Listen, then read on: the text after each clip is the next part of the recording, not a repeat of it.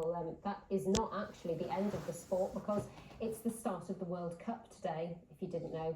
The Subbuteo World Cup, that is, and it's taking place in its birthplace this weekend, right here in Tunbridge Wells.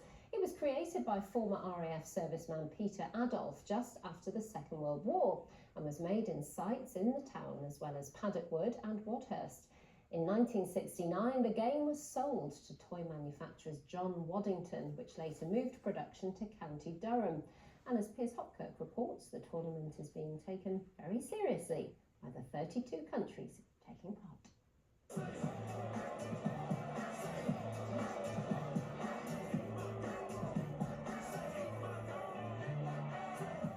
Long before anyone had even heard of a console or a VR headset, this was gaming old school style. And now the World Cup at Subbuteo has touched down in Tunbridge Wells. 32 countries from across the globe, all here to prove the game's alive and flicking. Why do you love it? Why? Because it's a game better than PlayStation. When I started playing again, I met new friends, and seems to me, having known them since I was a kid, we share the same passion. It's amazing. And what does your wife say about it? At the beginning, they said, "You are totally mad." And when she started at home to play with me, she accepted what it is, and so she said, "Go on and go with your friends to play it." The excitement, the roar of the crowd, the shot, the goal!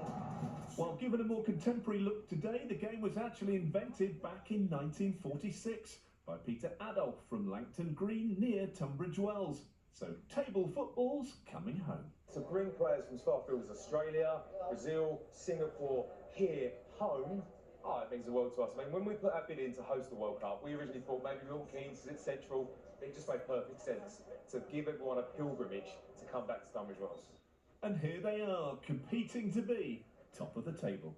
People take it seriously, people practice, they prepare for these things, they've got their own clubs around the world, and people train for it.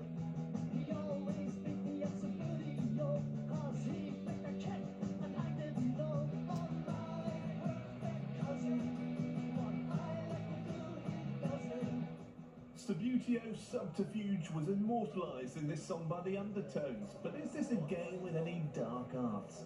You can extend your elbow a little bit, and you nudge a little bit, and you extend your hand a little bit. It's not well perceived in our community, so we don't do that. Keep it clean. Yes, we try to keep as clean as possible.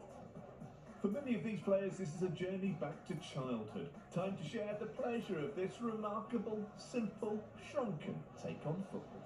Piers Hopkirk, BBC South East Today, Tunbridge Wells. Well, at least they were playing inside, because I don't know if you know.